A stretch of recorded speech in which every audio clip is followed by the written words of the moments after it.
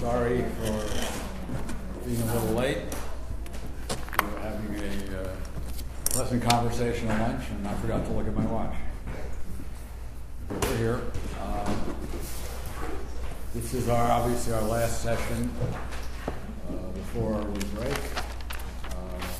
We will begin again. I think it's January 27th is the date.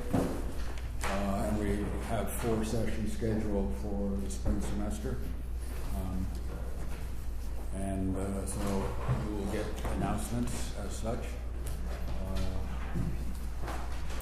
I think we're going to have one of our co-chairs, Mr. Costigan back there, talking to us about cybersecurity at some point. Right? Yeah, Yes. He's a little shy, but we'll get him to talk. And several other interesting topics coming up. What I thought we would do today is to talk a little bit about what's going on in Europe. To talk about an economic crisis is just a slight bit off from what we usually do. But I think that there are important implications for political and security issues, at least potentially, that come out of what is happening in the Eurozone, and also implications for the United States. What I find intriguing about all of this is how much it's literally history repeating itself. That famous quote from Marx, historical events repeat themselves. The first time is tragedy, and the second time is farce. I'm not quite sure this has reached the farce stage, but there are certainly elements that seem to be moving in that direction. So given that, I think it's important that we try to understand what has been happening, that it's not just technical details about credit default swaps and central banks, but it's much, much broader than that. And it certainly has implications for the politics in the United States as well as elsewhere. So I've asked Everita, one of my colleagues here at GPIA, who actually has studied Europe and has studied European Union. I asked her if she'd be interested in giving some of her own perspective on what has been happening and what is likely to happen. And if in fact there are some questions that people have about the more narrow economic issues, I will try to respond. Hopefully we can have a good discussion. So let me turn the floor over to Everita. As usual, she will make a presentation for 20 or 30 minutes, roughly. Okay. You got time yourself, or you want me to? I'll try, but okay. Backup is always good. Yes. Okay. I will check my watch, unlike at lunch, and then we'll open it up for a broader discussion. Thank you. Thank you for coming. It's Friday, 2 o'clock. I'm rarely awake at this hour, so I'm impressed by myself and everyone else here. David mentions that it seems like history is repeating itself, and as I was reading up on some of the more recent opinion pieces on what is going on in Europe, I had definitely the sense of déjà vu. Déjà vu, you could place it at different stages. To me, it was more sort of pre-World War II type of déjà vu. What we were seeing in terms of discourse, in terms of kind of policies that are taken, the rise of the far-right movements, their political success, not just the rise, but their political gains, all seem to at least reverberate with sort of these historic precedences. Of course, you could go even further and say the very problems that we are watching right now unfold in Europe are also very reminiscent of collapse of the first European market, which people forget often that it even existed. In late 1800s, Europe was very much integrated along a similar model, though politically, obviously, nowhere near close as it is now. But certainly along the economic model that more or less was replicated then after World War II. At that time, it was British pound that under sort of was under the system. Now it's US dollar, but in many ways, I guess the US has simply replaced Britain as a kind of guarantor of international global system. So there certainly seems to be the case for being concerned if we are thinking in terms of history coming back full circle. I would never claim, in fact I hate issuing any kind of prognosis, but for the purposes of my dissertation I did, because they make you, as you probably know, those of you who have done it or work on your thesis, you have to say something about where all this is going. And at that time I said this is all going into a horrible crisis situation that is going to blow up. So in some ways I feel vindicated. I don't know if that's a good thing or bad thing. I was just kind of, making hypothetical statements of worst case scenarios, and this is what we're looking at right now. My argument about what we are watching is, and that I have had this argument for the last 10 years in fact, is that the crisis that is now described as economic or financial or fiscal, if you are Merkel, Angela Merkel, sorry, or as some, especially Habermas and Beck recently have chimed in to say it's really about democracy, so it's democratic crisis. And others have pointed out it's institutional crisis, because you don't have institutions in place such as common treasury, you don't have common economic policy. So there are different names assigned to the crisis. I would call it the legitimacy crisis, because it encompasses all of those, and it goes beyond any one of those specific descriptions. And that makes it much harder to resolve, because if it were just institutional crisis, you could say, okay, we can create institutions to resolve it. We can come up with some of the things that are now being floated as possibilities after December 9th summit, and we'll see whether they actually come to fruition. Maybe we'll strengthen the European Central Bank as a bank of lender of last resort. We'll enhance the temporary financial facility that was established last year, give it a bit more money, make it more capable of intervening beyond the 3 countries that it takes care of right now. So we could institutionally think of a solution if it is just the institutional crisis, right? If it is just, if it is a democratic crisis, likewise, we could say, okay, we can strengthen the EU Parliament. We can make the court a bit more, if you will, relevant beyond the kind of competition measures right now that it oversees, or specific complaints that issue from human rights violations. So again, we could foresee some kind of solution. If it's economic crisis, likewise, we can talk about two-speed Europe, perhaps, to allow the court to go ahead with broader macroeconomic policy making, give the ECB or even the Commission ability to raise taxes. All of these have been suggested as possible ways to address the economic crisis that goes beyond, obviously, fiscal question. But it is not any of one of those. It's all of those together, and that makes it hard to resolve. Because none of these, if it really is a bigger crisis, if it's, as I would say, a legitimacy crisis, then we have a big question of justifying the need to do any of these given the sacrifices that all of them entail. Economic sacrifices, political sovereignty, call them however you want. So that will be what I'm going to try to arrive at the end, why I think it's a legitimacy crisis and why that presents a particular problem. So let me go back to 1930s, in fact. Already before World War II, the discussions were taking place that suggested the only way for Europe to be successful region, this is before the war experience, was to have some kind of common market. So even though we tend to think as common market having evolved from Monet's sort of gradualism forward, in fact, if you look at the European movement, if you look at the elites, if you look at economists, they're all already saying customs union, economic market, some kind of currency, common currency is the only way to do it. And the war then becomes sort of an interlude in otherwise ongoing conversation. Right? The conversation is driven by typical, if you will, economic liberal understanding that the best way to preserve peace in any particular location is to engage in economic trade. Right? That is going to be the uniting factor, is going to mesh everyone into kind of network that makes states codependent on each other, so it makes war impossible. Obviously, that didn't happen. World War II comes around and disturbs those plans.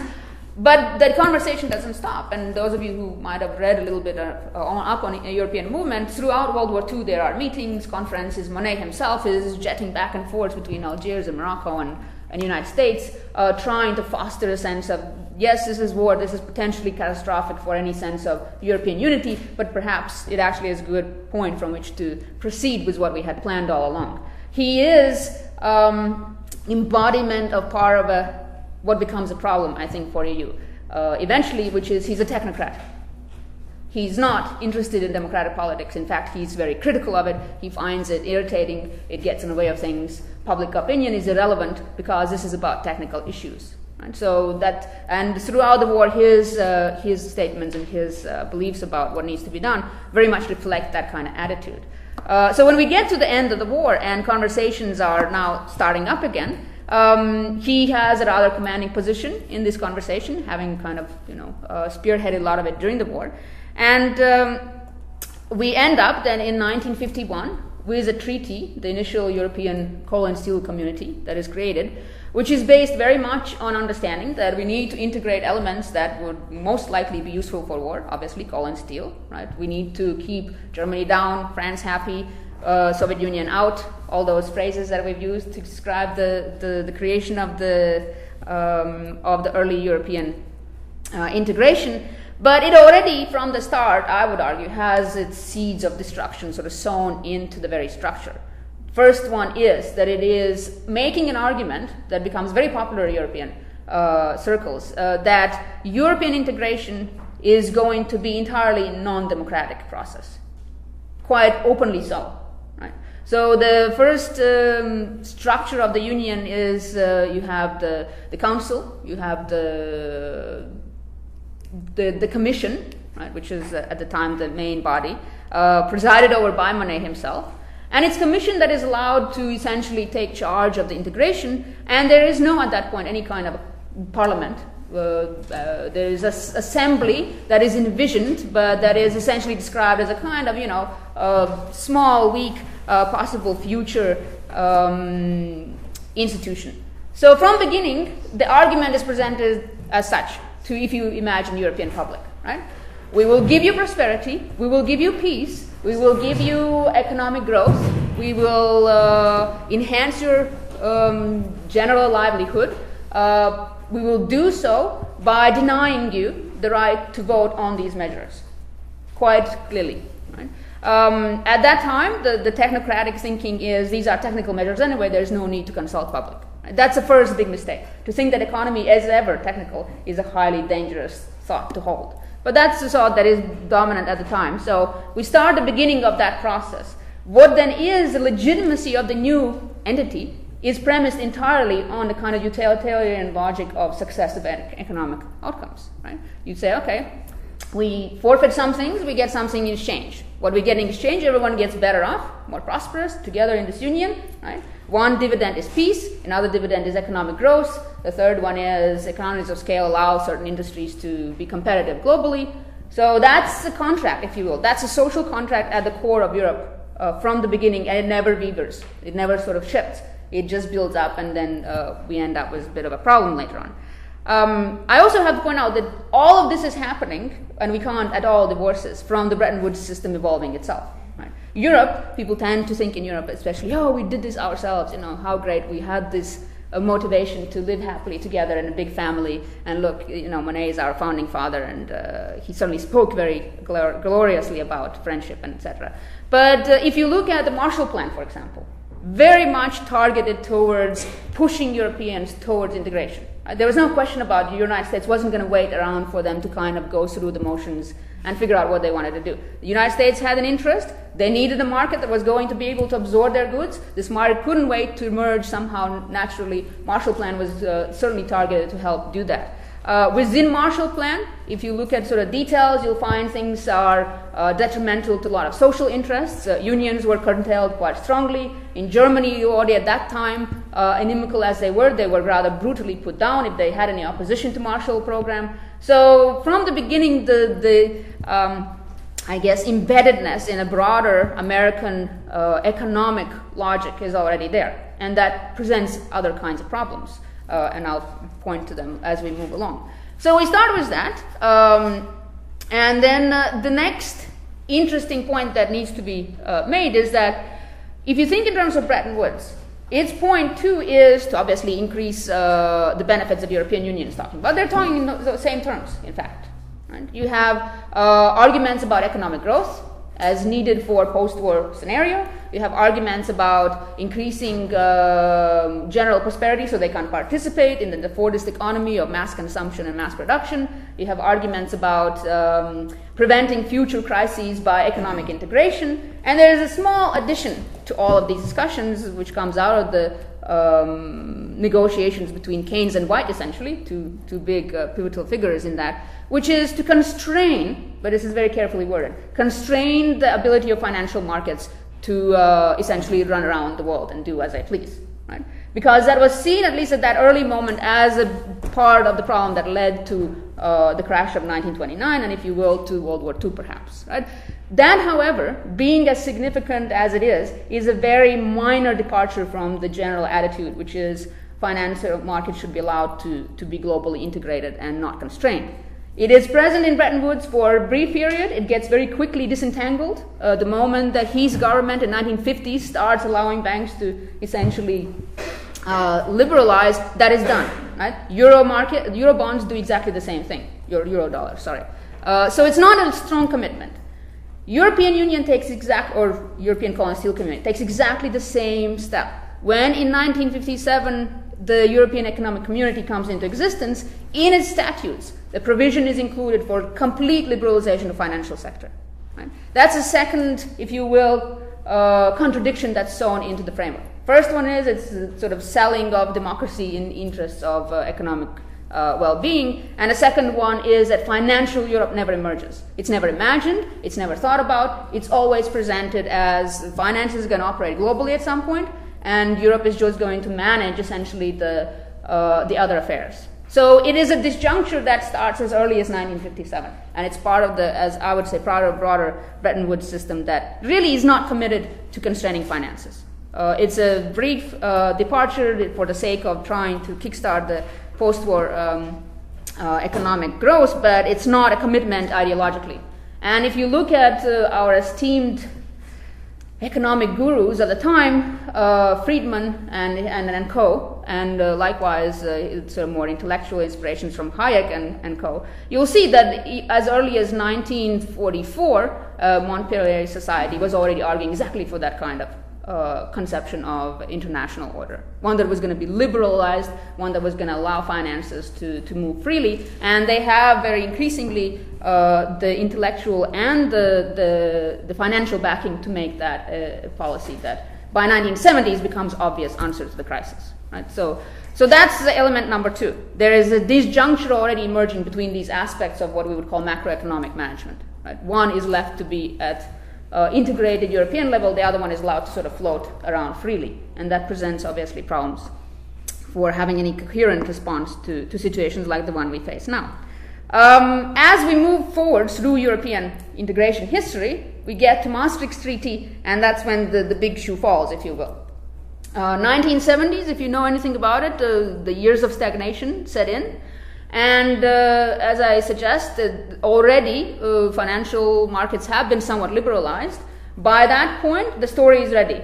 Keynesian consensus, post-war consensus is dead. It never really properly worked. The only way forward now is essentially to return back to a kind of rabid new liberal economic policy, and that's exactly what happens both in terms of Bretton Woods system and in terms of European Union. Commission at this point, so we have the parliament finally, which is entirely useless instrument in terms of presenting public opinion, but it's nominally there. Commission has become the driving force for integration. Right? Commission goes essentially in its logic from one big project to the other. Right? So they're the ones that come out with what's the next step. Commission grabs onto the need to resolve the stagnation in Europe as its new pet topic, and so their proposal, interestingly enough, often led by politicians on the left, so it seems to not matter, at least in European terms, whether they're on the left or right, grabs onto liberalization as the project that the EU Commission can push and can make a reality. So the common market, common European currency, all are already envisioned as a future steps, and Commission now has reason to make sure they come about. And that is what we get with Maastricht Treaty. We get a first, some would describe a first clearly neoliberal treaty in European Union. Now, think back to that compromise made between economic growth and benefits and peace versus democratic decision making. Democratic decision making has not advanced one step in this process anywhere. Parliament is, as I say, the weakest link or the weakest body in European Union to extent that it represents people. It's questionable because turnout rates are miserable. In Britain at one point, the highest the turnout rate was something like 17% of people voted for in European Parliament elections. You can't claim to have any kind of endorsement if you have 17%. Nor can you read the rest are simply acquiescent. They might consider that not a legitimate election. So we can't really know what their reasons are for abstaining. So Parliament is not providing any democratic counterweight. Commission is driven entirely by its projects, and as I said from beginning, Commission is technocratic institution, seeing these as technical problems rather than problems of ideologies or problems of principles or other tensions. And Council, as you know, Council is intergovernmental body entirely, right? So it usually is a matter of debating and trying to fit together various national interests. So you can't really go to that for answers either. Maastricht Treaty then emerges as a success of the EU Commission's vision of European Union. It establishes a union, what we call now European Union, from European Economic Community. It puts in place all the deregulation, liberalization, caps on national budgets, restrictions of or requirements for competition to be respected within the EU that are typically associated, if you will, broadly with a kind of general neoliberal agenda. I don't think there is much dispute that that's exactly what the treaty is meant to do, is to catch Europe up to that general global trend and give it, as Europe would put, a competitive advantage. Right? It's going to be dynamic and competitive economic zone in broader global scene. All along the way, not much input from the public, mostly driven by technocrats, and still fiscal and monetary policy are on two different levels. Right? So all the problems that were there to begin with are still there. Maastricht Treaty doesn't address any one of them. But Maastricht Treaty does suggest, for the first time, that there is a major crisis at the heart of Europe, because Maastricht Treaty is not passed by everyone. Specifically, it barely passes in France, which is very problematic because France is seen as one of the main engines of integration. And it doesn't pass in...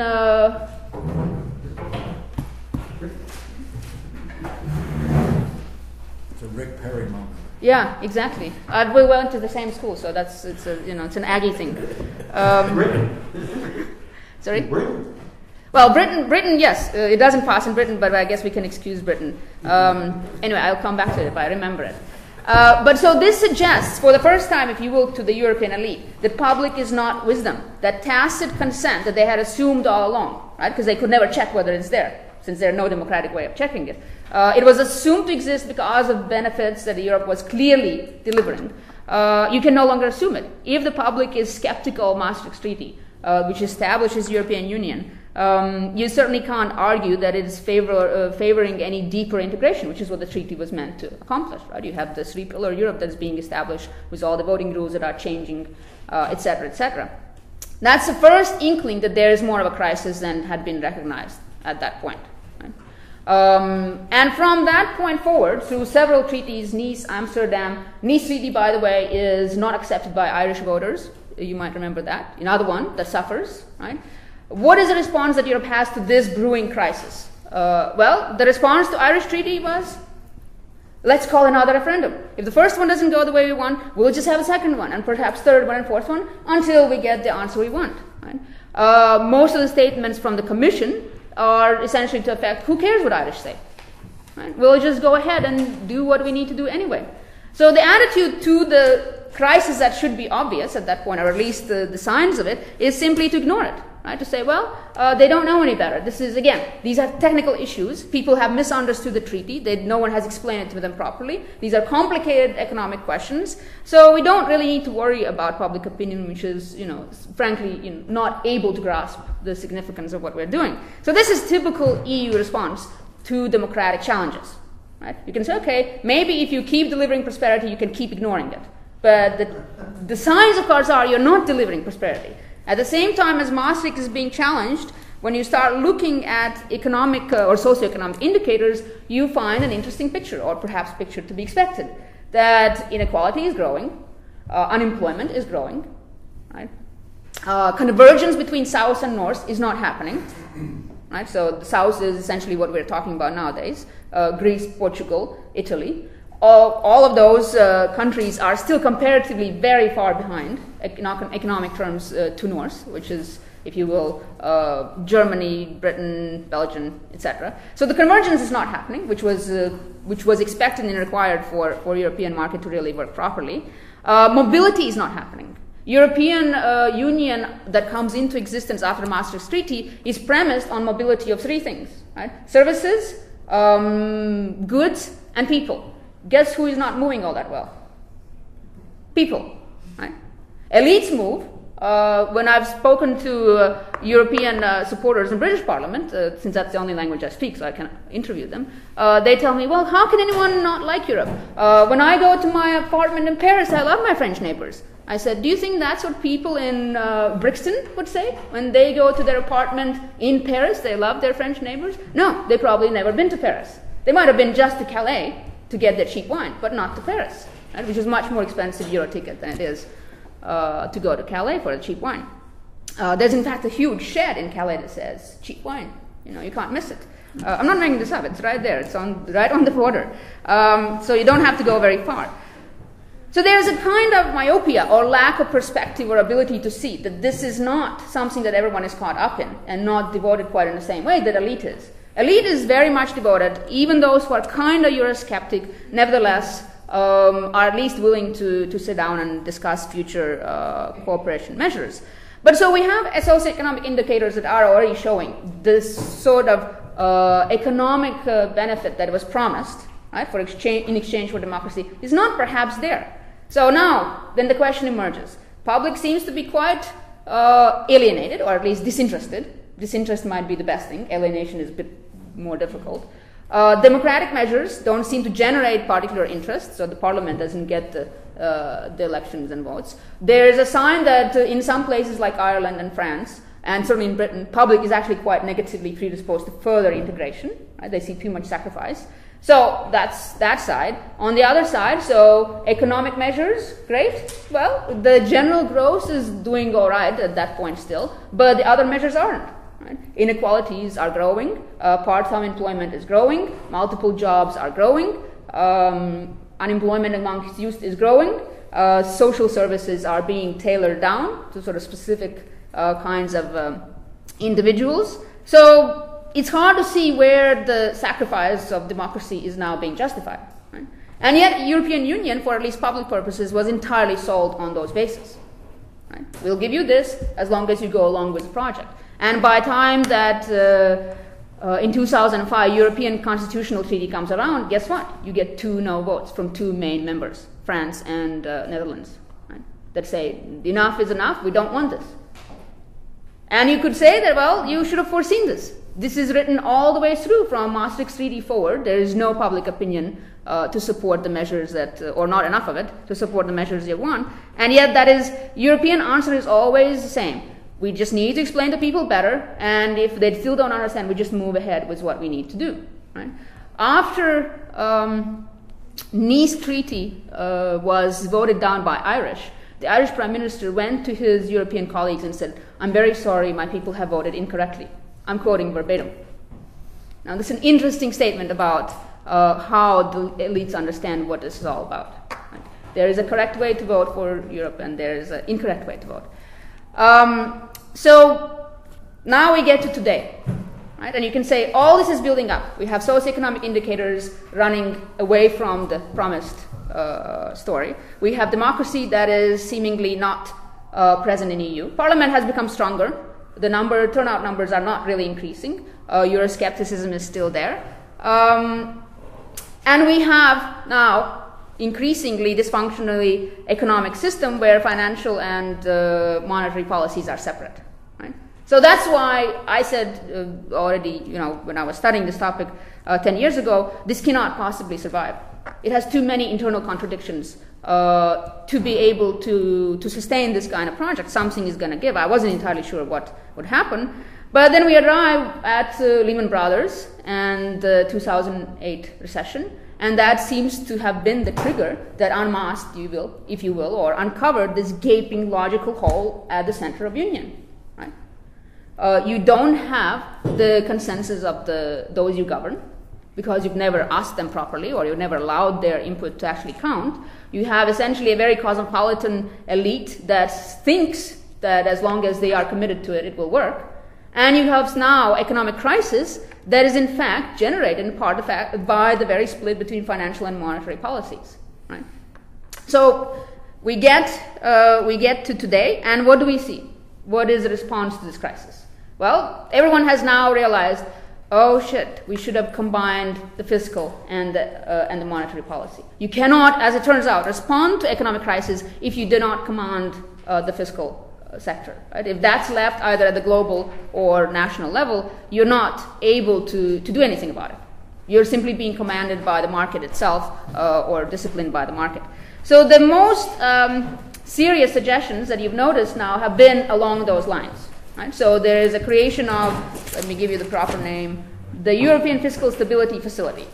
Right? That's what now has been offered. Okay, let's just finally put it in place. 2010.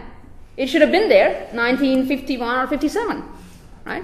In 2010, after all the hand-wringing and Greece having already had already burned up, we have the European Fiscal Stability Facility. And while this is being negotiated, what do Slovenia do? Slovenian parliament says, we're not passing it. Right? Or rather, they passed the first initial step and then they said, well, no, we're not giving it enough money. Right? Because our people are never going to go along with having to pay for Slovakia. Yeah, sorry. Never going to go along with having to pay for Greeks who didn't carefully take care of their money. Right? Now, if they had really left that at that, what was Europe to do? I mean, as it happened, next day they came back and said, okay, yeah, we pass it. It was just a local political issue, really. It wasn't about that. There was no attempt to try to deal with that issue. So that was the first response, because that seemed to be the obvious missing link. Right? Let's have a common fiscal policy. Let's have something like a treasury. Let's have some ability to control the fiscal aspect of the union. Too late, too meager, too small. Quite a lot of people, including Soros, have weighed in on to critique this new entity. Right? It doesn't have enough liquidity. It is there to simply help out Greece, Ireland, and Portugal, not Italy or Spain, which are now, as you see, the next big issues. It can be torpedoed by national politics, right? Not just national objection to it, but national politics as on the ground, something else playing out. And it is entirely dependent on nation states enabling it to act. Right? It has no independent voice. It cannot independently take care of crisis. It doesn't have that in its statutes. In its statutes, it's entirely dependent on countries giving it directions. So it's not likely to be a good solution. Another indicator that it's probably not a good solution, the German Constitutional Court, which is very, very careful to ensure that German constitution is never in conflict with the EU, or otherwise vice versa, had a session, if you will, or decision on this new fiscal facility. And there was a worry that they would not endorse it. And if the German court doesn't endorse it, then it would certainly have died before it reached anything. And they said, okay, yes, it's legal by constitutional, by the German constitution. It's legal within German constitution, so it can go ahead. But before it can do anything, the budget committee in Bundestag has to permit it, essentially has to give its okay. So the budget committee in Bundestag can also torpedo any independent decisions made by this facility. Now, that doesn't sound like a particularly robust answer to the crisis. Right? So that's a solution. So that's first solution. Second solution, since this doesn't seem to have done enough, right? It's been a year since it was put in place. The second solution is now to try to create an economic union, which would be a bit more than just fiscally taking care of or taking care of fiscal policy. It would be more along the lines of, and this is what Sarkozy and Merkel have indicated is going to come out in December 9, is a new treaty that will essentially create possibly some kind of budgetary mechanism that goes beyond the 1% budget of GDP right now that the EU has, that will collect taxes for EU so that it has an ability to spend, an ability to intervene in future crisis situations. Something that might, in fact, even have a president, which EU doesn't quite have at the moment, someone who can make authoritative decisions. Other suggestions would be that ECB, European Central Bank, would be given a much more, if you will, interventionist role, right? Rather than simply worrying about interest rates right now and sort of hands-off type of buying of Greek and Irish and Portuguese bonds on the market, by the way. It would be given a much more of a longer leash ability to intervene directly in these situations, to become the lender of last resort that some have argued. There's indication that Eurobonds would be created. Right? So but these are all signs of what might come. Right? This would be the more much broader European economic agenda. We don't know if this is what's going to come out. Yesterday, Sarkozy told his people, or told French, that sovereignty may have to be sacrificed in order to gain more sovereignty. Everyone is reading into this essentially as saying the treaty is going to have major implications for sort of political system in terms of giving more powers to EU. So that's the economic answer. That is perhaps the next step to come. In terms of then the final aspect of that built-in problem, the democratic sacrifice, there is no answer to that. No one suggested anything. In fact, if you look at Greece and if you look at Italy, you see exactly the opposite. Technocrats have replaced democratically elected governments, and the argument has been in the crisis situation. This was Bloomberg's talk also, remember? In crisis situation, especially when it's crisis of technical character, we need technicians, people who know how to run economy, people who understand fiscal instruments and relationships, to take over from democratically elected leaders. That does not sound like an attempt to address the part of the problem, which is that democracy has never been seriously considered or seriously taken into this project. Right? So you can say, okay, even if they deal with the first two contradictions, right, they finally have the fiscal part and they take the macroeconomic approach that they should have taken all along, they still are not dealing with the third one. And that, as again increasingly people have pointed out, is probably going to undo all of those. Because if there is a treaty that comes out, the treaty has to be passed domestically. And domestically, there is no appetite in Germany, in France, in Britain, certainly not in Greece, to pass any treaties that argue for more power to bankers, more power to technocrats, more power that seems to increase costs to ordinary citizens. Right? So there is no sign that any treaty would actually pass at this moment in most European states. And if it's a treaty change, by law, it's required to have domestic approval, and those vary from referendums to parliamentary votes, etc., etc. Right? So because that aspect of union has never been addressed, and there's no appetite to address it, I don't think the crisis is going to be resolved by simply technical answers. So that's, I think, how we end up with this crisis, is that we are talking about structural problems at the core of the union from the beginning.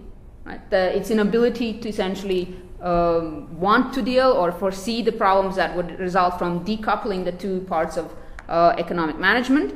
It's obviously sort of disparaging stance towards any kind of popular input, which creates lack of social cohesion at the heart of Europe. And if Europe doesn't have social cohesion, it's hard to see how it can succeed as a political project. Right? And that from, at least with the start of Maastricht Treaty, it has embraced, some would say, a very reckless neoliberal policy that undermines its own legitimacy, which is premised on broad economic, socioeconomic benefits. What Europeans like to throw in our face by saying, we have our social model, you don't. Well, guess what? That does not seem to be all that robust. I mean, compared to us, it is, but you know, what are we comparing, right? So that's why it's a legitimacy crisis, right? If you think in terms of what makes this institution legitimate, it's that tacit consent that is assumed to exist by offering economic benefits. But if you're going to make that kind of social contract or that kind of bargain with the devil, if you will, then you better be sure you can pull it off, and that is not happening. Right? And so now you are seeing the price that has to be paid for that kind of, arrogance, perhaps, or blind trust in technocratic vision. What are the possible scenarios, in case you're wondering about that? Well, 3 have been proposed. So I've scoured sort of general minds to see what everyone is thinking, since, like I said, I hate to predict things. One is that the euro is saved at a cost of European Union itself. Right? So measures that are now being proposed might save the euro, but will essentially sacrifice the European project because it will unravel. Because the cost of, what should we call it? Cost of solvency at the price of everything else, right? So you get financial and economic solvency, but you lose the popular support. So that's one prediction. The other prediction is that it sort of staggers on, kind of doing piecemeal something here and there, and that it manages to, present itself as useful in some ways and beneficial to some particular aspects of integration, but nothing much changes. Right? Now, that is probably unlikely to last long, because everyone has now said if this is what is going to happen, what's been happening, the markets are not going to have any confidence, and so the situation is just going to keep being one of continuous crisis. The third option that has been proposed is a two-speed Europe. Right? So some people are hoping that perhaps is the best way to resolve the crisis. There is, however, a big problem with it. Two-speed Europe typically, as Joschka Fischer like to describe it. You know who Joschka Fischer was? German Green Party and foreign minister also for Germany at one time. He described two-speed Europe on basis of euro as a vanguard, right? So the euro area, the 17 countries that are in the euro itself, as a vanguard. And so all the institutions that they are discussing now would be simply tailored to that, right? So you'd have the fiscal and the economic, perhaps even some kind of taxation system, whatnot, but only for those 17. Right? So they can move forward with deeper economic and political integration. The rest, the leftovers, I don't know what you want to call them, would simply be based on the Maastricht Treaty kind of agreement minus the euro. Right? Now, maybe at some point that was doable or sellable or seemed rational, but what this is a federal project, right? So you're talking about a two-tier federation without federalists at the core of the euro. Because what would not go with the euro area are the Poles, which are one of the most pro-European supporters, because they're not in the euro, nor are many other East Europeans who are among the more pro-European supporters. You would not have Britain, which, despite its Euroscepticism, is actually crucial for the European project. You would not have the Commission. You would not have the Parliament. None of these would be part of the integrated Europe, because they are all part of the Maastricht system. Right? They're not part of the euro. Euro sort of has its own set of institutions. So you have a federation that's premised on deeper integration without its European soul, if you will. It's the federalist aspect, which would be left with the second tier. Right? So there is a mismatch there too. You don't have the necessary commitment, federally speaking, amongst those who are actually forced to integrate deeper because of the euro crisis. So though two-tier Europe seems to be what some are suggesting is the most likely outcome, it also might have its own seeds of destruction sown in there. Right? Because those who you need to be in there are going to be, by the very nature of the structure, left out. It also brings the question, what is done to those that are in euro but you don't want in euro, like Greece? Right? Quite a few. In fact, British Financial Authority came out on November 23rd stating that British banks should prepare for dissolution of Eurozone. And this was their advice to their banks. They said, we're expecting this. So the question is, what is going to happen to stragglers, to Greece, to Portugal, to Ireland, Italy? Not in a euro? Not possible, right? But where do you cut them off? Or do you integrate them in there and just hope that deeper integration solves the problem? So again, even two-tier Europe does not seem to answer the question. Right? The answer that seems to be most logical or rational would be full political integration of entire existing European Union but it's an answer that cannot be made because there's no public support for that answer, right? And politicians know it, which is why they have not touched it. They have not said it. Commentators say it. Habermas says it, and Ulrich Beck says it, and Timothy Garton Ash says it. So all the typical names, usual ones, say it. But they also know very well that this is never going to work. So it's not being offered by politicians. Right? There is another minor, if you will, or maybe not minor issue, is that all the fiscal solutions that are proposed are likely to exacerbate the very socioeconomic questions that they're trying not to address, essentially. Right? The solutions have been made what? Constitutional budget restrictions. This is based on German model, in fact. Right? Germany already has, am I correct, the budgetary constitutional restriction. Yeah. Don't mean to pick on you, but at least I figured I'd check. This is what Angela's plan is for the rest of Europe. You also need to adopt these kind of constitutional restrictions. I think Italy has adopted it. Others have no taste for it. Right? Greeks, in fact, are right now not even paying the tax that government has imposed on them to pay the debt. And their council members, their local council members, are actively discouraging them from paying it. And they're saying, don't pay it. They've done this tricky thing. I guess it's not tricky. It's quite ingenious, where they have put this tax on their electricity bill. So if you don't pay your electricity bill, your electricity gets cut. Right? So in order so that they could get Greeks to pay for it, and Greeks are finding some ingenious ways around that. Not candlelight per se, but solar energy. Solar energy, yeah. No, I think there is an option to pay something at a teller machine where you can enter the amount rather than pay entire bill, and then you just enter amount for electricity and not for the rest of it.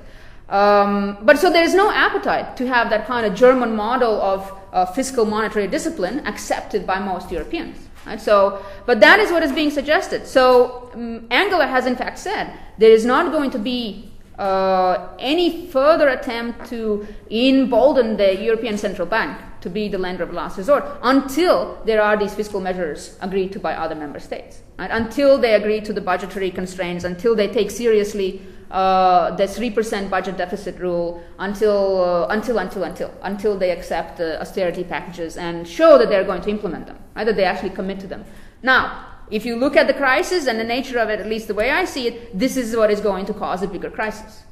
Right? It's going to, as already in Greece, it's going to drive the socioeconomic indicators even into worse shape, which is going to deeper undermine the very question, why are we in this? We have no democratic say and we get no benefits. We're just asked to sacrifice more. And already you hear this in Greece, you hear this in Portugal, which has riots last week, you hear this in Britain, or you've heard it all along in Britain. So that particular strategy, I think, is already indicative that there is no real understanding of what this crisis is all about and why it's not going to get solved, right? Because solutions are themselves the problem. So in all that, to say a few words on security. Are we done? Yeah. Okay. There's nothing to say about security. There's a lot to say, but why don't we bring it up? Libyan intervention was interesting picture of perhaps how to think about European common defense and security policy, if you followed it at all. Anyway, so I'll stop then. We can discuss all kinds of other details. I was just trying to give you my take on what the nature of crisis is and why it's perhaps much more serious than anyone is willing to spell out. Okay. Thank you. Let me add just a couple of things about perhaps linking it back to the United States. As you're all aware, we also had a banking crisis in the United States, but it was basically dealt with pretty quickly. And one of the reasons is, first, we do have a fiscal policy, and second, in the United States, the institutions were willing to use their powers, basically the lender of last resort function. If there were a equivalent institution, if the European Central Bank were to act the way the U.S. Treasury and the Federal Reserve did, this particular crisis could have been stopped cold. But some of you may be aware, the European Central Bank does not have the same legal authority. For one thing, the European Central Bank has only one objective, which is to prevent inflation. So that if the European Central Bank were to enter the markets and buy up excess debt, which is what a lender of last resort is supposed to do, it would only do that by increasing the monetary base of the system, which would be seen, as many have argued, as potentially inflationary.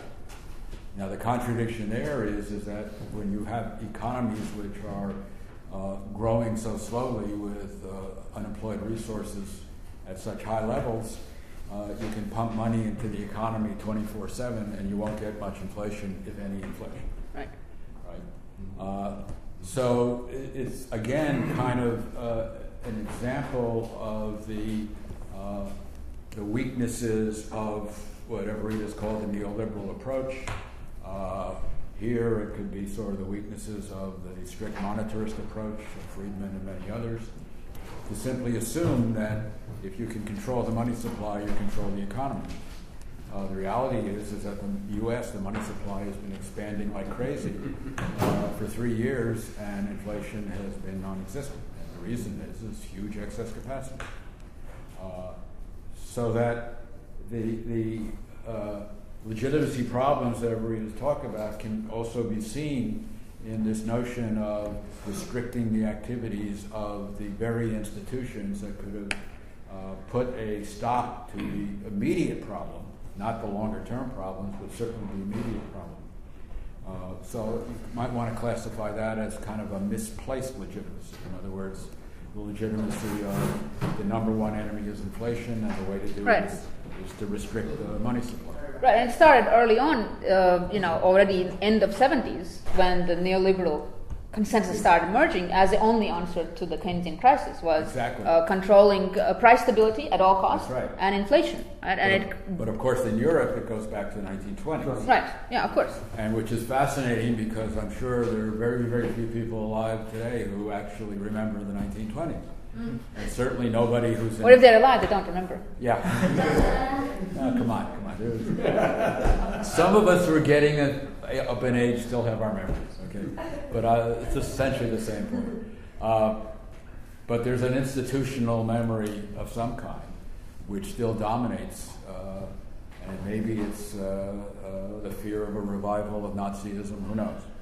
But there's something that's going on there that means that even the slightest hint of possible inflation sometime in the future is enough. And the irony of that is that people who work on these issues in macroeconomics basically now feel that actually a little bit of inflation would be a good thing, because it would create expectations of future growth. So an inflation target of, say, 2 or 3 or 4% a year is now considered to be positive in many circles, and not just among sort of Keynesians, et cetera, but among many people. So there's a real contradiction there. In the case of the United States, while we do have a central bank that's willing to use its power, we also have a politics that still is concerned about government spending and is concerned about possible inflation. So I think part of it is to try to get at this issue of why is inflation considered to be a far worse outcome than long-term unemployment. I mean, long-term unemployment isn't just about the individuals who are unemployed, it's loss of productivity and output for the entire society. In addition, it's a waste of capital.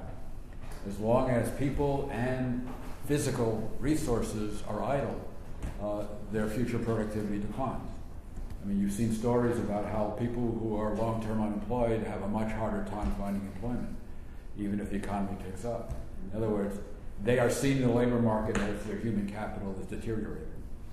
So there's a loss of investment in both cases. And my own view is we should stop thinking of unemployment as a social problem and thinking of it as a macroeconomic issue. But that doesn't seem to hold.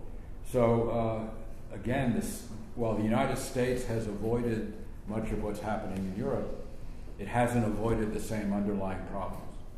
That there is still incredible fragility, and a lot of it has to do with the politics, not the economics.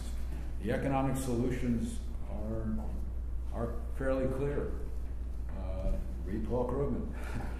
I mean, he says it in a very strong way, but he is absolutely 100% right. The economic solutions are very clear. The political solutions are not.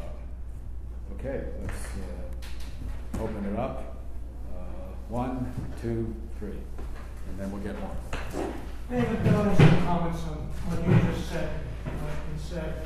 With regard to monetary policy, I think the proper objective of the central bank should really be to supply the demand, supply sufficient money to equate with the demand for money in a system in which real growth is possible but without inflating in the aggregate, which is a little different than just focusing on a pure inflation target.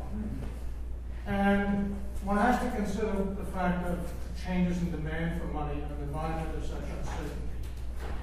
You have a huge increase in demand for liquidity for money in this period of the last few years.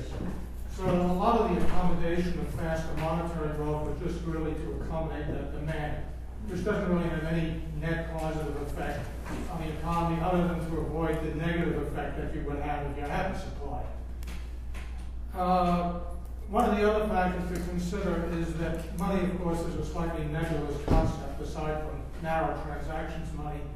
It's really anything that's liquid enough that you can easily turn it into transactions money without any cost. So you've had several near-type monies, and some of those, such as commercial paper, have lost a lot of their moneyness, and even when they've regained some of it, they've declined in volume.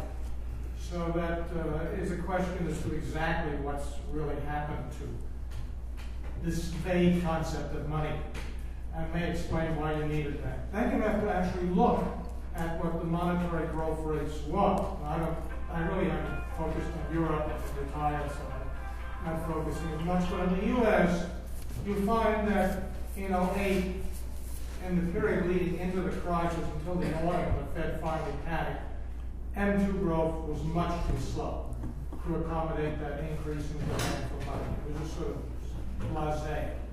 And then after the expansion that you had, through most of 2009, you found that after that initial expansion, what happened was the increase in the base really went into excess reserves, which is like banks, like if an individual buries currency in the backyard. And no liquidity. Yeah. It wasn't only until more recently that you've really gotten very fast, rapid monetary growth again. Then another factor, point I'd like to make is with regard to inflation. When it does pick up, you have to realize a certain risk factor here. To the extent that institutions have extended longer-term credit at these low rates, if you go from 10% to 11% inflation interest rates, it's not that big of a move compared to when you go from 1 to 2 or 2 to 4. So even modest rates of inflation, if they're reflected in lower rates, could imply large capital losses on longer-term instruments, which could create additional financial problems. It's sort of a catch-22. You do one thing and you run into another problem. Then I think one also has to focus on the fact that there are lots of countries in the world where you can see very high unemployment and high inflation at the same time. The fact is you have to differentiate between unemployment problems that are purely a function of inadequate liquidity and problems that are elsewhere in the system, which I think we are suffering. One also has to differentiate between a problem of illiquidity, which is the inability to have the liquid assets that you need to accommodate whatever has to be accommodated immediately, with the fact that the basic assets that you've got are not worth much and are never going to be able to repay the debt, which is a solvency question. I think we're getting into a little bit too much detail on some of this. Yeah, but I think these are important points to make. I just wanted to I mean, these are very broad instruments. We talk about monetary and fiscal policy as if they can be fine-tuned, and they really can't. So they are very broad instruments, and obviously, if you choose one line, you're going to miss a number of things. But the general discussion is really about the growth and unemployment issue versus the inflation issue. And what I think tends to get lost is that, yes, while the Federal Reserve and other central banks can push too much liquidity into the system, they also have the option of bringing it back. So that Clearly, the trade-offs between inflation and unemployment have to be judged politically, and right now they're being judged in terms of, well, what's a big deal about a high unemployment rate? Inflation is the real problem, yet there's no inflation. So I think both in Europe and the U.S., the focus on fighting inflation that right now doesn't exist really has to be understood as a political and not just a technical part, which I just was trying to reinforce some of the things that Everita was saying. Right, and it goes to a deeper issue, which is we tend to still think of economy somehow as national, when in fact we have to think of it as global. And then you can't expect government to respond if one of its hands is sort of cut off, not just tied behind its back, but cut off. Right? So the power is exercised from somewhere else. I'm not conceding the governments have no impact or ability to maneuver, but we have to really question how this kind of discombobulated project can proceed in any seeming way, because you can't adjust where you need to adjust when you need to adjust it. Right? So you have divorced the decision-making mechanisms from one from the other and sort of relocated authority over fiscal matters entirely outside state control, with short-term controls, yes, but nothing in sense of seeing it as a total picture. And so, as many people have pointed out, if we're talking about unemployment and growth, financial industry is not interested in unemployment, nor is it actually interested in economic growth. Those are not its targets. Right? Those might be national targets and interests of all of us, but it's not interested, that's not something that concerns financial industry. And that's the case, then we have to ask bigger questions. Go. Well, in terms of the issue of democracy, is there a way to kind of combine growth of democratic input with an effective economic policy at this point? And also, how does all this affect the possible acceleration of right-wing parties, right-wing movements? It's a tricky one, because at this moment, there is no appetite for most Europeans, with few exceptions, obviously, for any more integration, in part because they feel that elites have failed. So why trust those same elites to take you in a further integration process? Right? They have failed on both the socioeconomic front as well as on the democratic front, and then on a cultural one. There's a split between elites and public in Europe, larger than it is in the United States and elsewhere. So democratic solution seems to be not an option, because if the Greece had gone ahead with referendum, that, most predicted it might have probably come out quite badly, right? So they scampered it at the last minute. If there is a referendum in France, it's not clear that they would support deeper integration, even though Sarkozy has been trying to play it up that France is leading some of this debate. I think skeptics would say he's just trying to cozy up to Merkel because he wants to keep the AAA rating and seem to give Germany the fig leaf of being draconical in terms of its interests. British public would not go along with it. In fact, British Tory party has formed a new Eurosceptic group, which includes Hague, who is a minister in government, and Litwet and some others, who are now all saying, let's just get out. This is opportunity to get out. So democratically, there isn't really an instrument, because at the moment, the polls, the indications are it will fail if there is a democratic vote. So you can't do that. It will be European constitutional treaty all over again. Right? You present it as a solution for the democratic ills, and the democratic answer is no. We don't want that solution. The answer that some have suggested is a kind of dictator for a day concept from decision theory. Right? Let's just abandon democratic pretenses, not even say that we pretend to give anyone a choice, but say, okay, they just give us this room to be authoritarian, to do the technocratic thing, if you will, and then we'll give you democracy, full democracy. So you could say this treaty that Angela Merkel and Sarkozy are drafting together, interesting, the two of them are going to draft it, could perhaps say that there is a transition period in which the usual rules will not apply, that will then inaugurate a full political union with a full democratic elections, but this would have to come with a parliament that is much stronger, with sacrifices in national democratic system, right? Because it would have to literally allow Europeans to see local politics as being European, not national, which would require very strong political institutions at the heart of Europe. Now, you could say this in a treaty and say, okay, we're just going to make it that way because we don't see any other way out.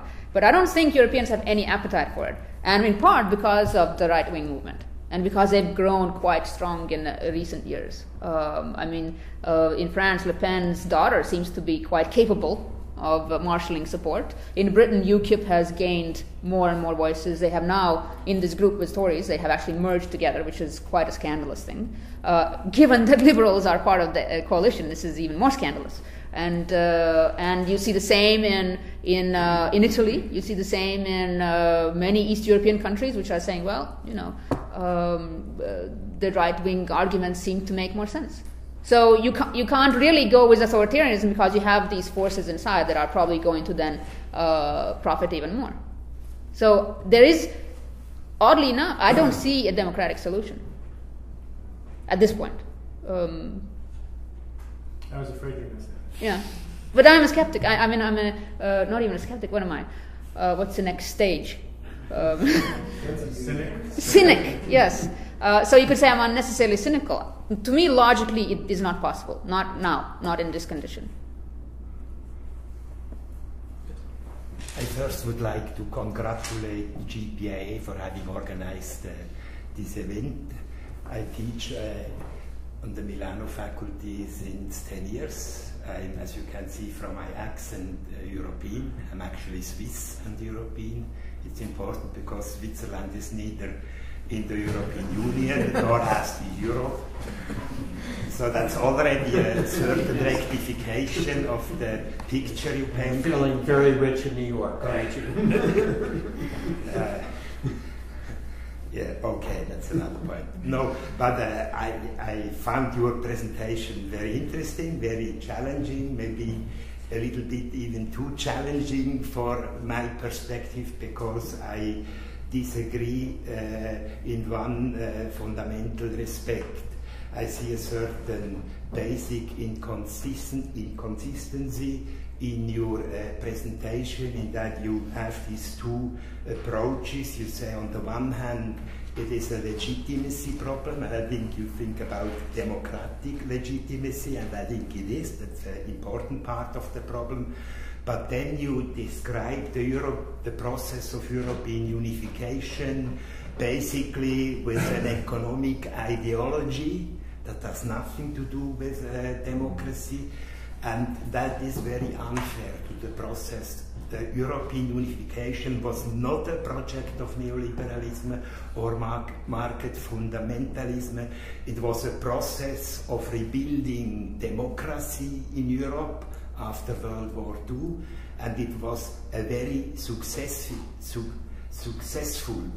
process that we have to take into account when judging about the European Union and the prospects of Europe in the longer perspective. You see, the issue of European unification has really these two dimensions, the economic dimension and the political dimension.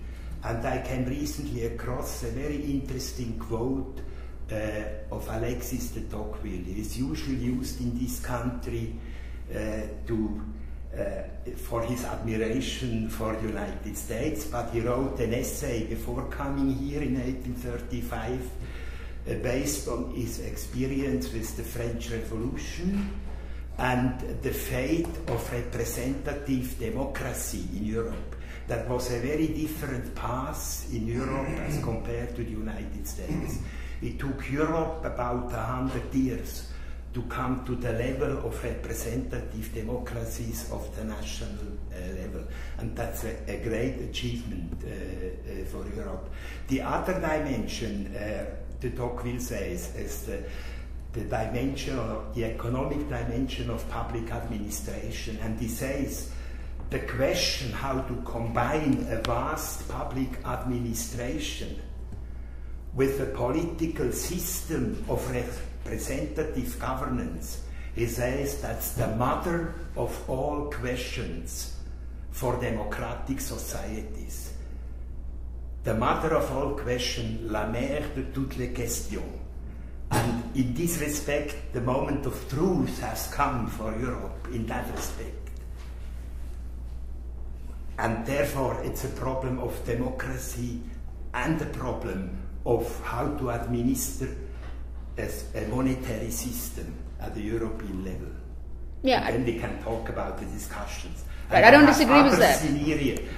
we may not disagree about that. I think at the end we may come to similar scenarios, except maybe the one we could discuss whether a step-by-step dissolution of the monetary union, but maybe by now it may be too late. But had we begun with Greece 2 years ago, Greece could have had the devaluation of its currency. It would have come back to the euro. Would have been a similar example like Argentina.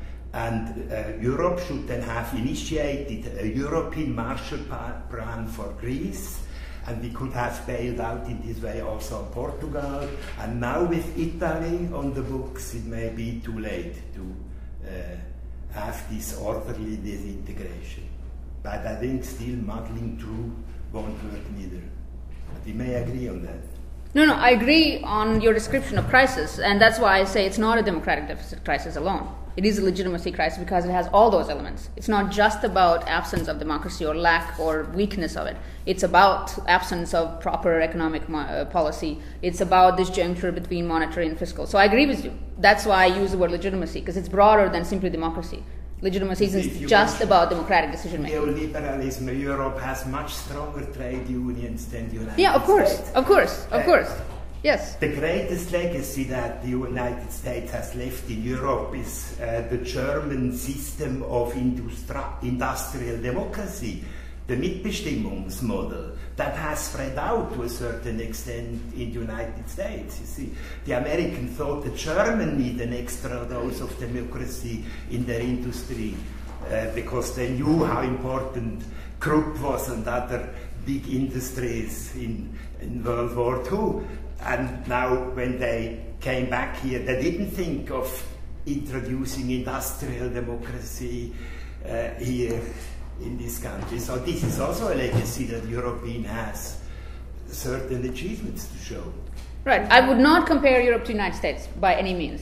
So to me, when I critique European Union and the inauguration of sort of more neoliberal term, I'm not looking at the United States as an option. To me, the United States is not even part of comparative model. I'm talking about, let's say, the quote-unquote golden years of European integration from 1950s through 1970s. So to its own historical comparison and to its own claims of what it aspires to be, that's what I'm comparing to. And I'm saying from the Maastricht forward, but even earlier on, what they claim they want to achieve and what they can achieve given what they put in place, there's a disjuncture.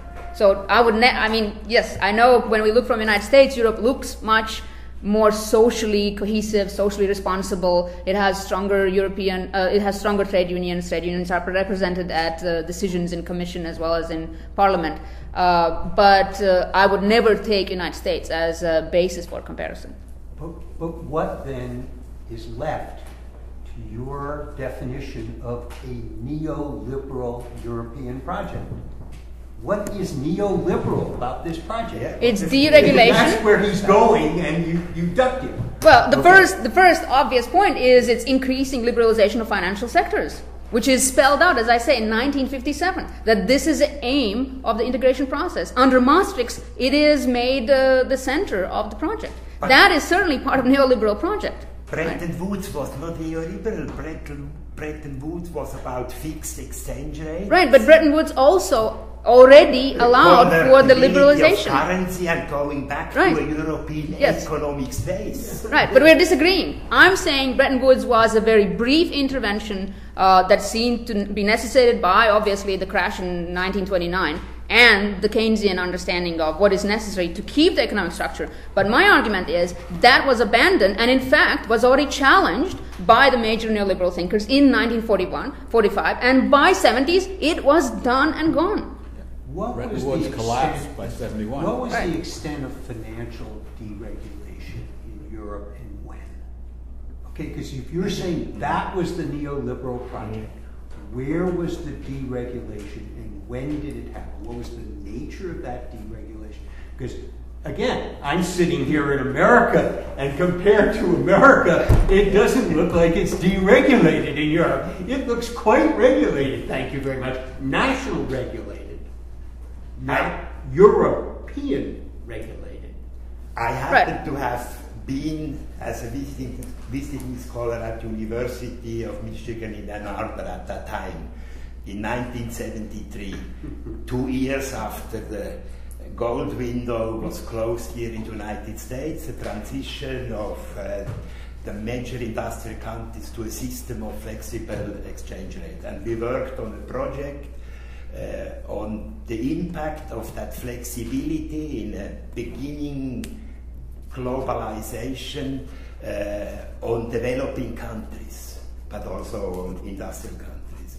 And the main message was institutions, rules, processes. Money does not manage itself. Money has to be managed. The project was called Verwaltete Währung, managed money. And that's the lesson that we can learn here now in present day United States and Europe. We should look at that together, you see, not by playing the two against each other. Absolutely. Let me just get to the main point. Where does liberalization is seen? Financial markets are not actually integrated at the European level, right? So from the beginning, never have been, still aren't. So that's one part of that, right? It's spelled out in the Maastricht Treaty. Flexibility of labor is once again also spelled out in Maastricht Treaty. It's embraced as dynamic Europe by the recent Lisbon Treaty. Right, which means we need to disencumber our economic system from inflexible labor practices, which means increasing the ability to fire, to have short-time contracts. That's all in the treaties. Dominance of competition policy. Competition policy trumps local social protections in every single case when it comes into conflict with it. I'll give you 2 cases. There was a case that went to European Court of Justice, 2 cases. One was Latvian company in Sweden had gotten a contract to build, I believe, a school. The local Swedish labor law requires certain kinds of measures are met. Right? This is a national Swedish labor law. So Swedish labor union said, look, we didn't get hired because they don't want to meet this law. Right? So they boycotted the site. They essentially prevented the school from being built. The Latvian company sued them in the European Court of Justice and won because competition policy at European level supersedes a national labor protection law. Now, if that's not deregulating and liberalizing, I'm not entirely sure what is. In terms of actual deregulation, telecommunications, postal services, health, all of these have, to some extent, to greater or lesser extent, been privatized and deregularized, open to market actors, to not just within Europe, but outside of Europe. Right? So I do see clear presence of liberal policy. Water. Privatization of water. Yeah. So yes, it's not at the same speed or level as the United States. England was one of the first countries to privatize water. But Britain that's England. That's no. And they allow foreign companies. Foreign competition. Right. Public transportation. You have in Europe, you have still public transportation. Yeah, but often it's not owned by public authorities. In Britain it's not. In France it is. In Switzerland it is. In Germany. Right, but then all the airlines have been privatized. Right. There's some elements on yes, that. There was some. Also, there was a removal of capital controls on It's international the capital movements. controls issue that would. I mean, up through the 60s, there were capital controls. But as Bretton Woods collapsed, countries all over, Europe and all over, began to remove capital controls. So there was free international mobility of financial capital. I mean, I don't think the financial deregulation went anywhere near as far as we did here. Right. We're crazy here. Exactly. We are not the base of comparison. We are absolutely, totally crazy. Everybody has known for centuries that you need to regulate the financial system. And Alan Greenspan says, no, the market will do it. It's crazy. Right? Yeah, it's crazy. I mean, everyone has known for hundreds of years that you can't let a financial system be... We were never that fundamentalist when it comes to markets as even politicians, or most people. I mean, it's absolutely crazy, but the United States went that far, and Europe didn't go that far. But they're still in the midst of, because at least we let the central bank do what a central bank's supposed to do in these crises. Tom has had his hand up for a while.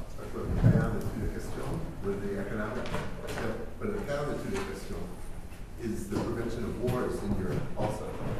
There's another aspect, I think, that has to be mentioned in the discussion is a great, it seems to me, a great, as far as there is public will towards having a union, and even to the extent of people putting aside, to some degree, the issues being sorted out of democratic participation and economic questions was the sort of will of people in Europe after the war is to have some kind of a relationship that would put a wall up so that they couldn't have these kinds of wars couldn't happen again.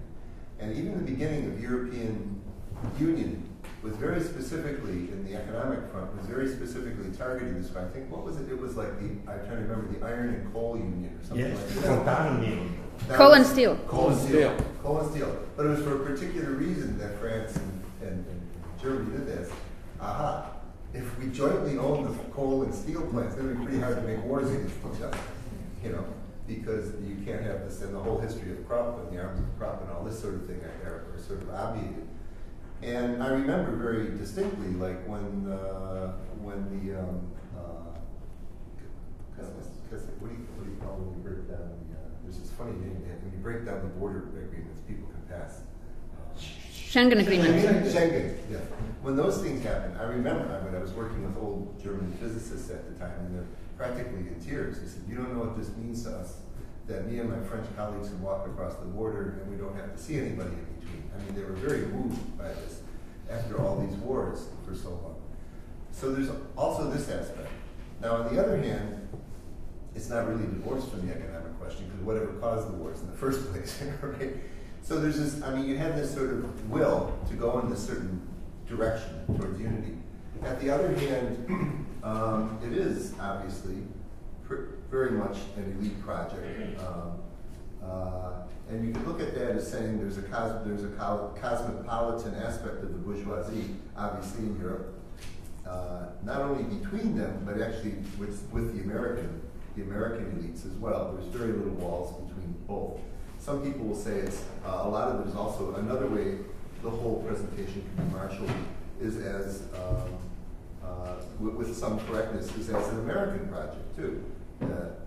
They have their reasons where they'd like to see always have seen them united. Now, I don't necessarily take any of these as purely a negative thing either. The thing is, if there's something emerging which has emerged, that's a cosmopolitan elite or cosmopolitan bourgeoisie, just like as a continuum of the project that's gone on for about 400 or 500 years in Europe, is constantly towards integrating and towards a larger area. Now, sometimes that goes from the elites and people are left behind. And it seems, but at certain times, people become, the popular classes become part of the project when it touches issues for them. And you're right, I think, in the sense that insofar as it's been an elite project, to a certain extent, the people have seen certain opportunities for crossing border, not nearly as much as capital can cross borders. They've seen this feeling of perhaps it'll prevent future wars, and there's been this prosperity in the Eurozone for a period of time. Now, but in a way, it's not the kind of integration that's sustainable for all the obvious reasons. I don't have to repeat that, on the fiscal side and so forth. It may I wouldn't be very surprised if the whole thing goes to hell, and that you have some severe conflicts between these countries, in which case, in the law, it might go in a very bad direction from the right, but it might return very strongly the other way. That brings people together. And if I think about any other place that's had a voluntary union of this kind in the past, the example goes back kind of too far to make a complete comparison, but even the United States, we went through this process of the Confederation of states that wasn't strong enough for the states. If we went through that history, it would look very much like a failed project if we started saying 4 or 5 states will never vote for this kind. Some of them stayed, even in the original 13, it took a long time to get them to vote for these things. And it came to the federal government intervening in areas. We had a civil war. Right. No, that was like I'm talking about maybe earlier on though. Right. It's later on. No, but I'm saying I would be very surprised. I would be very surprised if the project for the eventual establishment of something like the United States and Europe might not go through something of these kinds, unfortunately. But in the long run, I think it's a progressive. But there is another thing. European integration is happening in globalized economy. United States did not integrate in globalized economy. There's additional pressure, right? That makes this crisis so potent you don't have room to wait to go through civil wars and everything else to get there. So what do you do then? That means that it's perhaps an imperative of the people's. Like I heard Jasper Fisher talk about this more than once. Okay? Yeah, of course. And what he says is, here's the United States. We have this policy of what do we call it? Of nation building that you do through force of arms. These crazy things. We're much quieter about this. And this is another side of the progressive aspect of what the European Union has done. If you go back a decade or two, how many countries, not just in the East, but to the South, were dictatorships? And they have been sort of slowly, and it's not purely the economic program or so forth, but because of this influence and working together, we're able to, Spain made a transition, Greece made a transition, we'll see if Italy will ever make completely go on. But there's this, and in the East, and there's a very strong progressive aspect to that. And you're right, in a time of crisis and when people are suffering, it's some of these things are forgotten in this balance. And I'm afraid it might swing very much to the right or in a centrifugal way before all these things are remembered and it comes back. Hopefully in a much more democratic way. But that begs two questions. Yeah. First of all, what's the relationship between economic integration and the lack of war fervor, for want of a better term?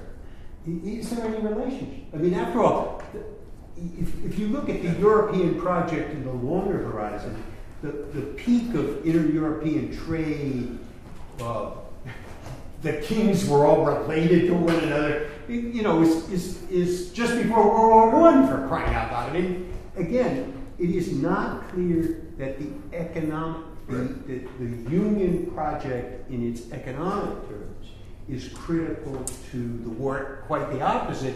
If your thesis is right, you're saying rightists are the benefit, nationalists, rightists are the benefit. Well, that's one thing. That's one question I put to you. But the second question is, when you talk about what happened in Spain, Portugal, the end of dictatorships, you could make an argument that it wasn't European Union that was important, it was NATO, because it took the armies and gave them something else to do than run their countries. And that was true everywhere, even in Turkey. I mean, look at the Turkish project over time, where they literally were running the country from behind the scenes. They have now finally been forced out. Portugal was that way. You gave the army something else to do, and they no longer were important. It's not clear that it was the European project. It's interesting that Geithner sits in on all these meetings in Europe too. In some ways, this is also a joint project with the America to some way. But that's an economic and financial project. But on the financial, you make an important point. You make this important point on this financial thing. Is that Europe is not united financially in any way like the United States is. It's not just a matter of fiscal, but there's separate financial centers that operate quite distinctly and loan their capital primarily to the regions around them, that they have yet to actually have the financial integration that's necessary, I think, for this kind of project. Just to add to that, one of the things that's striking is the degree to which financial integration in the U.S. is a contemporary phenomenon. I mean, I can remember when banks were limited to their home county. Right. That Citibank, or it wasn't called Citibank then, was only in Manhattan, much less now it's every place in the world. I think that in the United States, what created economically a single country was labor mobility. That people could, a lot of the stories in the United States are about huge migrations. Blacks to the north. When the Dust Bowl, people to California, people from outside the United States coming in.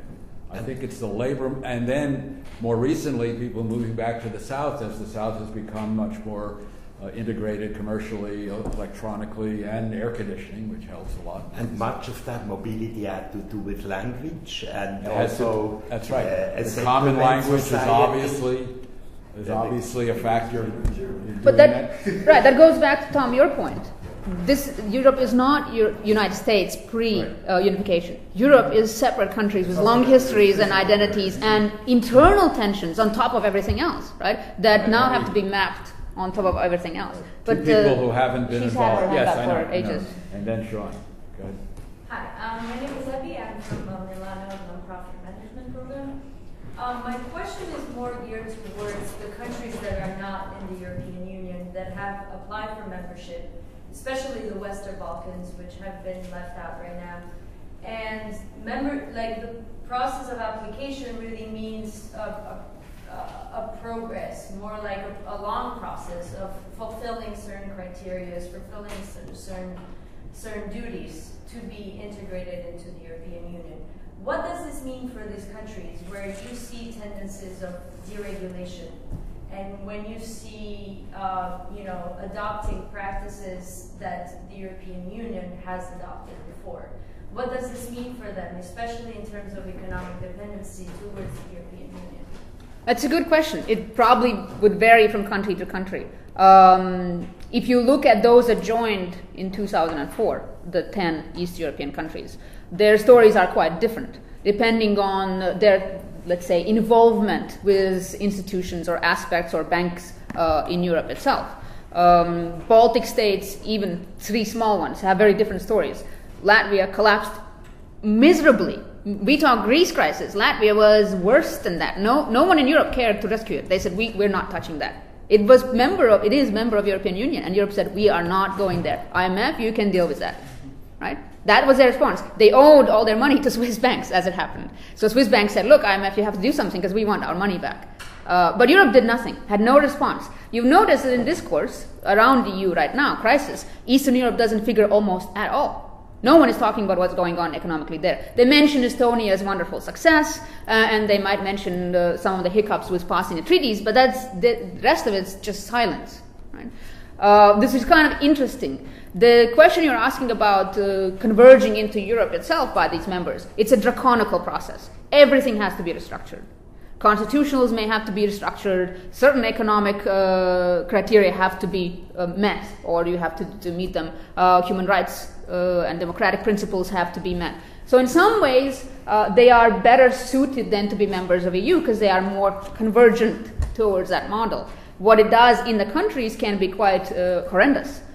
We just discussed in our global governance class on a topic on Polish pig farmers, small pig farmers, which were all essentially left decimated by EU regulations on hygiene standards, which ended up putting them out of business because they can't meet it. And this is a story you hear again and again.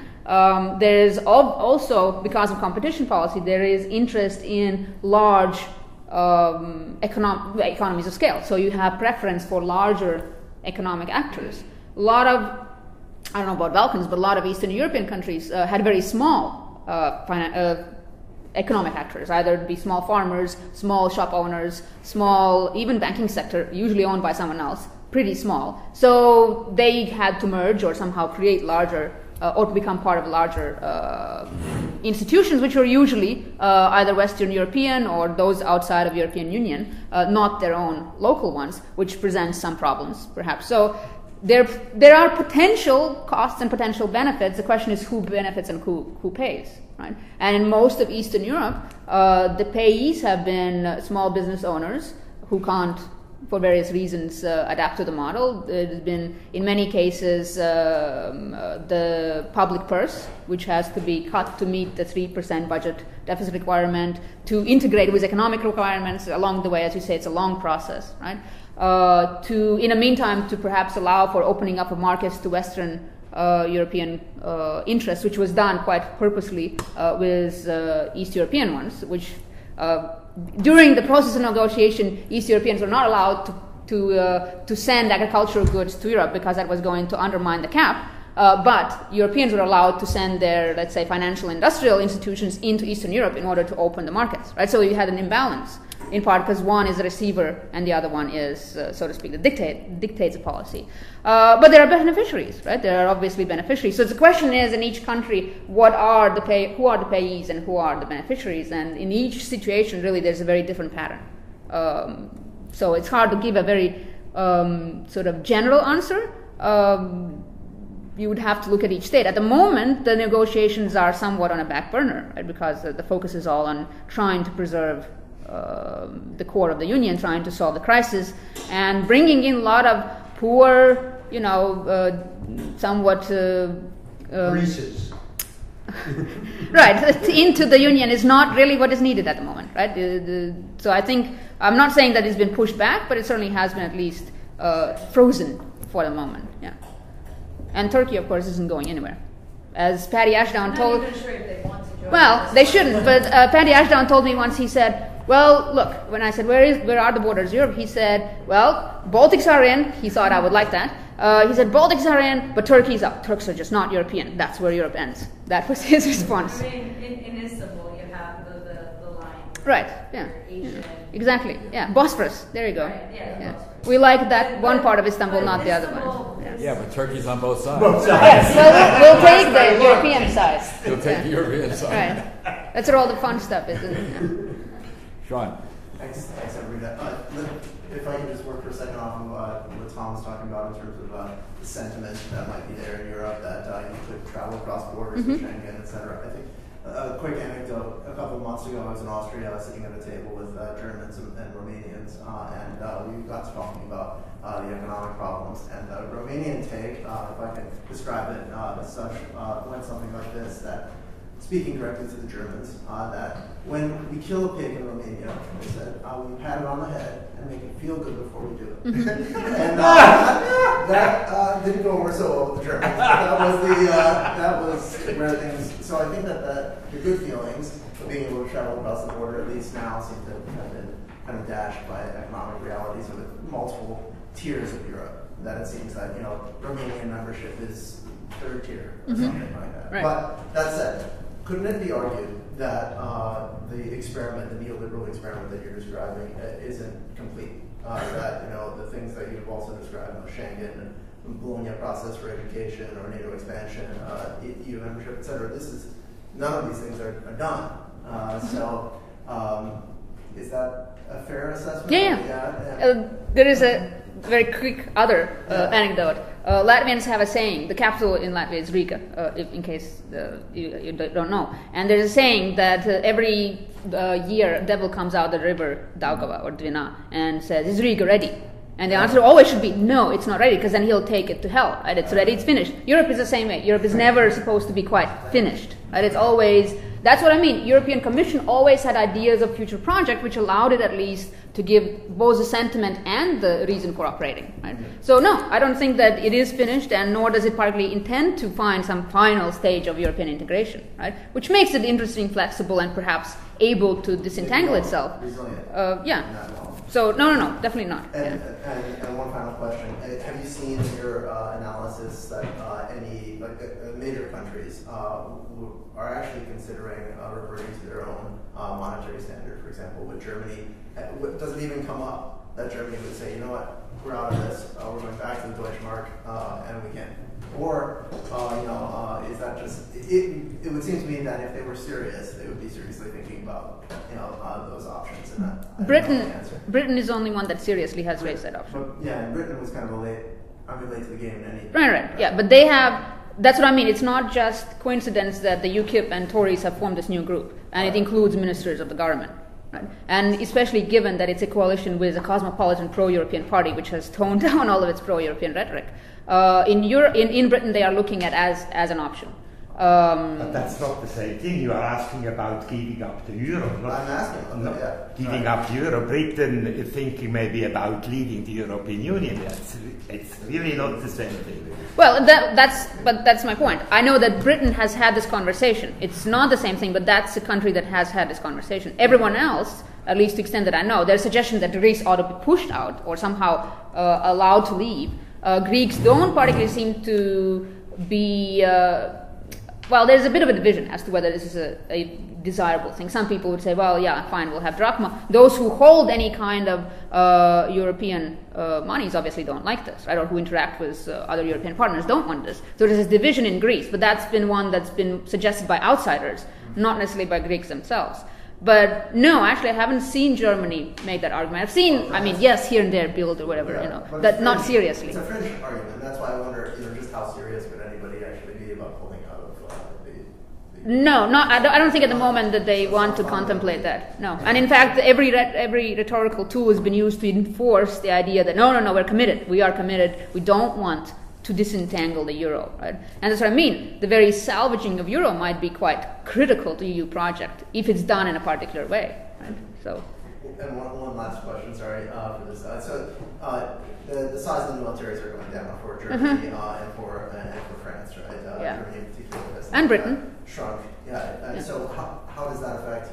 As we were suggesting, you want to keep the militaries busy. So what does that happen when?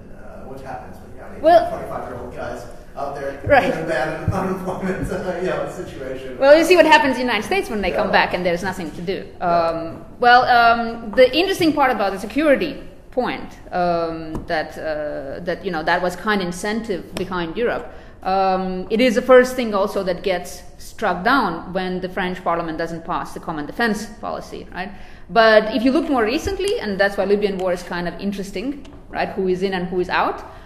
There is no coherent sense of foreign and defense policy. It wasn't there in Iraq. Remember Chirac saying either you're with us or you're without us when East Europeans joined the U.S. coalition of the willing with their 5 troops. The same with Libya. You do not have a coherent policy. You have big actors like Germany staying out, quite distinctly being critical of what's being pursued. At the same time, you have France and Britain pushing for a much stronger military presence, much stronger defense policy. And so what they've done, this is not quite your question, but just to say something about it, what they've done, they've gone ahead and made their own treaty. Right. So Britain and France have now, as of last year, made the pact between them, and they're going to have common defense and sort of security initiative amongst the two of them, because they are the two most hawkish or bullish in terms of foreign defense policy countries in EU. Germany at the same time is doing exactly opposite. Right? It's drawing down. If you want to say European public opinion has always been much skeptical about that kind of military triumphalism. They prefer humanitarian, human rights-based interventions. Because right? they lost. Because they lost. Maybe. Soviet Union is not there to keep everyone in fear. I don't know. We can speculate on that over something drinkable. But no. So the only interesting development is this French-British new alliance. But that's not about EU specifically, right? It's in fact outside the structures of European Union. And how much of that is budget driven? It's a draft. Yeah, of course, it's driven entirely by budgets. The budget's been cut across the board in Europe on defense. And 20 years ago, when we were in the midst of the post-Cold War drawdown, there was a lot of discussion about joint military operations and joint military production. Right, and you had the Yugoslavia war, which gave Europe sort of a reason to say, we can act as a military coherent actor, and they didn't. They needed NATO and UN to come in.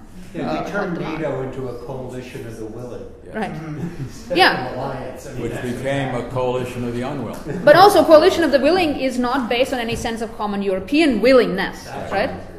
Or common alliance willing. Right. All right, let me raise an issue that somebody brought up before, which has to do with whether the political and economic moves towards integration are themselves a source of the absence of violent conflict within Europe. There are 2 lines of thinking in both economics and political science. One is the argument, it's the hypothesis that democracies don't go to war against each other. Mm-hmm. And the second is that trade is a deterrent to conflict. That trade relations reduce the likelihood of countries going to war with each other. Right. Now, both of these hypotheses have had now multiple years of research. They seem to be generally accepted, but not without dissent. In other words, there are people who say no.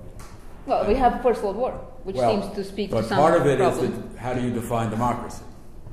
In other words, was Germany under the Kaiser a democracy because they had an elected parliament, or was it not a democracy because they had a Kaiser ruling?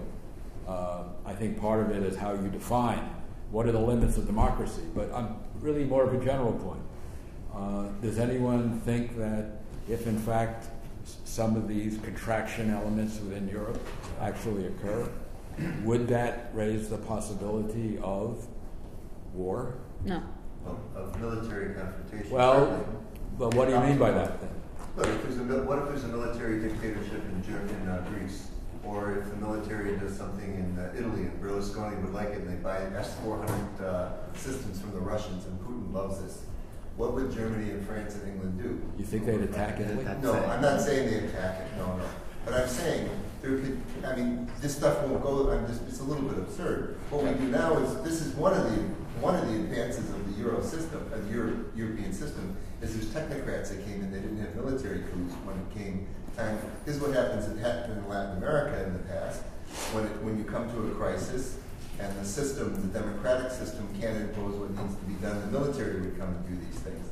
But we'll see if things spiral down. One wonders what's going to happen in these countries. But there would be quite a bit of tension, I think, between other countries and these countries if they go in a somewhat of a more non-democratic direction. I'm not saying. Well, we're right now we're seeing an example in a different part of the world, North Africa, where so far, at any rate, the military has not taken over. Egypt, obviously, we don't know yet. Right.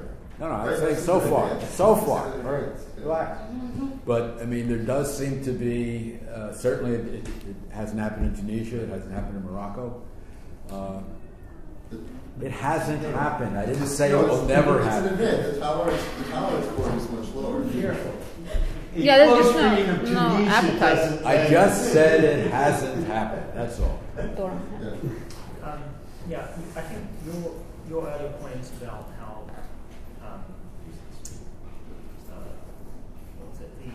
the lack of focus on this being a very deep crisis, much worse than people actually realise. Politicians are not talking about. I think it's very telling in how it really speaks to politicians not only having ignored the lack of a democracy deficit in the whole European project, but how they're really very focused, I think, not on what their own voters are thinking and those needs, but also what the markets sort of want to see, and how I think they're very much more taken up in how can they restore confidence in the euro and in the markets than how can they sort of get re-elected in some ways, which is kind of a very ironic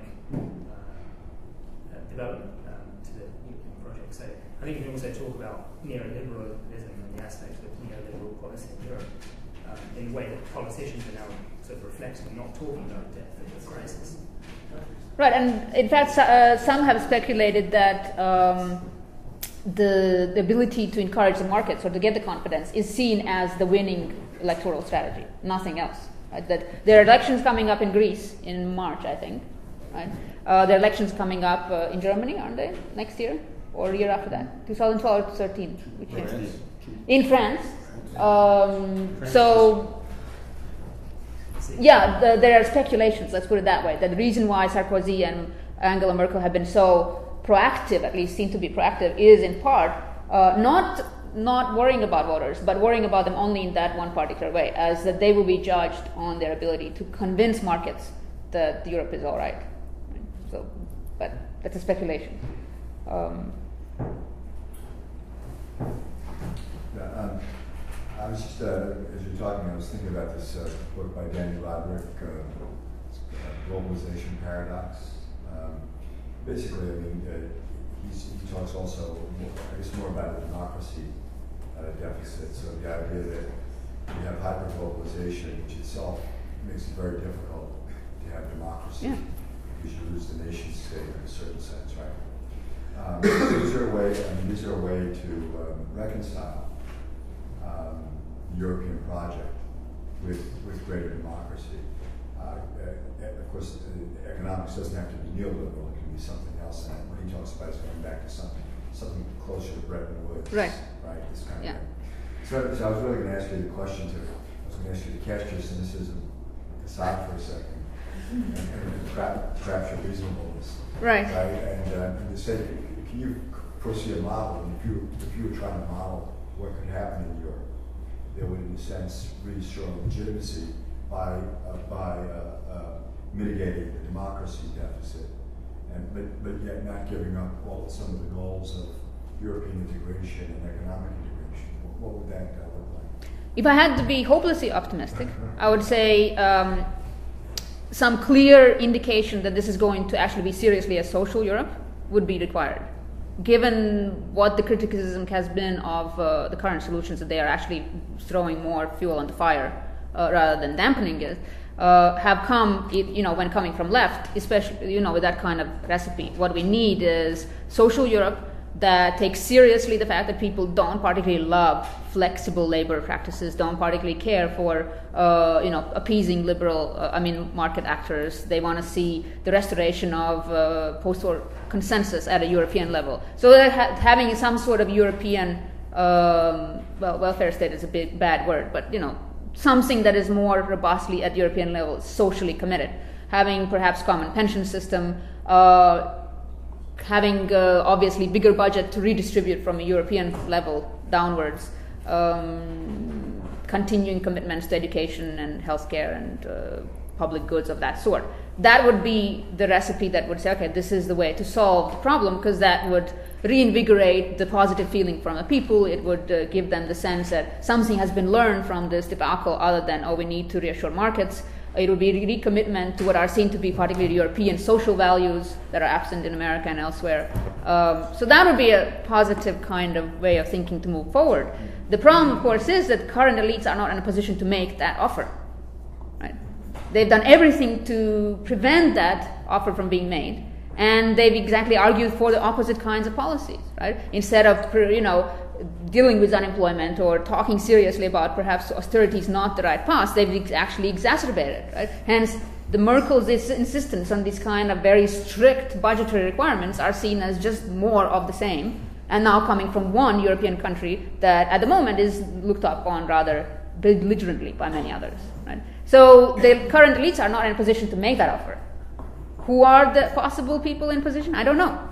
If you notice, all these discussions, by the way, are happening at national level, not at the European level. Commission is not the one carrying the treaty talks.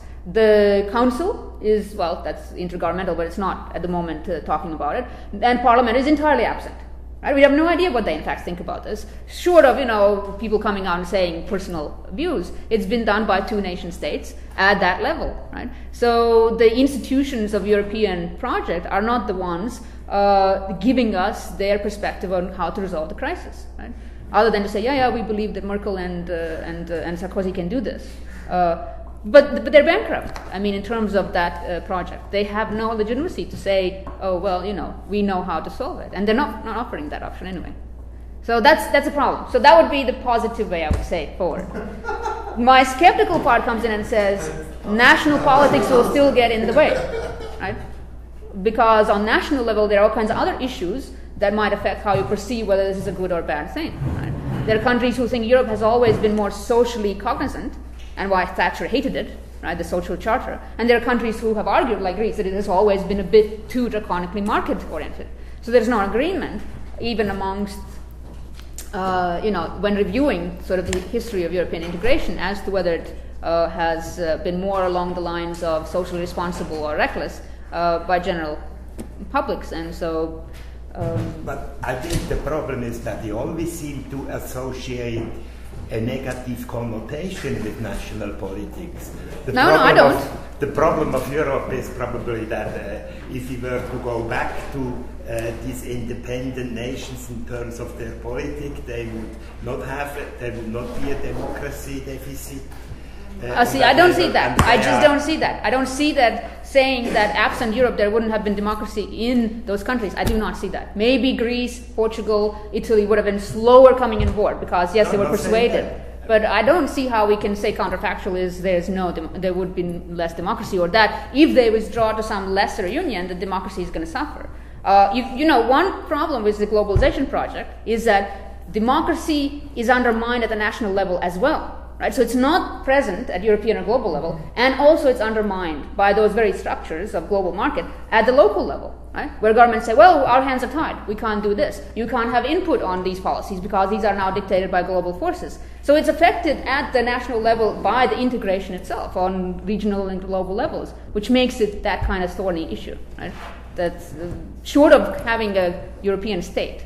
It creates a legitimacy problem at the national level, which undermines support for globalization. Right, of course. Yeah, and this has been pointed out by people smarter than me.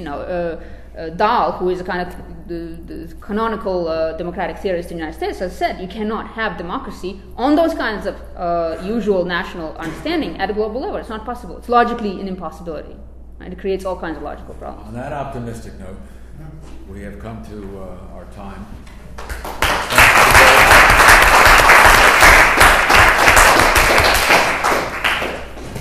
Thanks for coming.